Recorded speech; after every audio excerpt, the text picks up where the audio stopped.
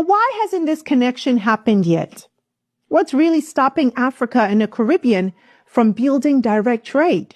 It's not because there's no interest. It's not because there's no demand. And it's not because there's no need. The real problem is structural. It's political. And yes, it's historical. Let's break it down. Number one, there are no direct shipping or air routes. That's the most basic issue. If you want to send goods from Accra to Kingston or from Lagos to Bridgetown, guess where they go first? Through Europe, through Miami, through London. The same colonial trade routes that were designed centuries ago to move goods through imperial centers are still controlling how we trade today. Secondly, there are no trade agreements between the regions.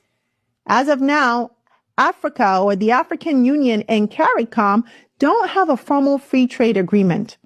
So if a Jamaican company wants to import cocoa from Ghana or a Nigerian firm wants to export cassava flour to St. Lucia, they're paying steep tariffs, sometimes as high as 28%. That kind of friction kills deals before they even begin. And without legal frameworks or dispute resolution mechanisms, businesses simply don't want to take the risk. Thirdly, there is no market intelligence. Businesses on both sides have no idea what the other side is producing, importing, or needing. Ask a manufacturer in Kenya about export opportunities in Grenada, and they'll probably shrug. There's no data, no networks, no trade fairs, and no business missions.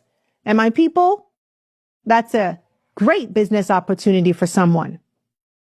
Number four, colonial era trade habits still rule the day. Let's be honest. The systems we're using today were designed by empires, not for us, but for them.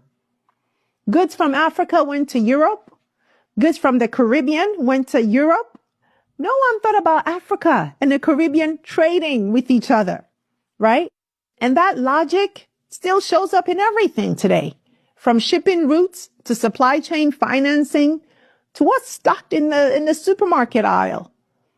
And unless it's challenged deliberately, it continues by default. And all of this feeds into a vicious cycle. Low trade means no routes. No routes mean high costs. And high costs mean even lower trade. It's a cycle. So the bridge doesn't get built, not because it can't be, but because the system is rigged to make it look too expensive to try. But here's the good news. There's nothing inherently stopping these regions from trading. It's not geography. It's not culture. It's inertia. And that can be changed.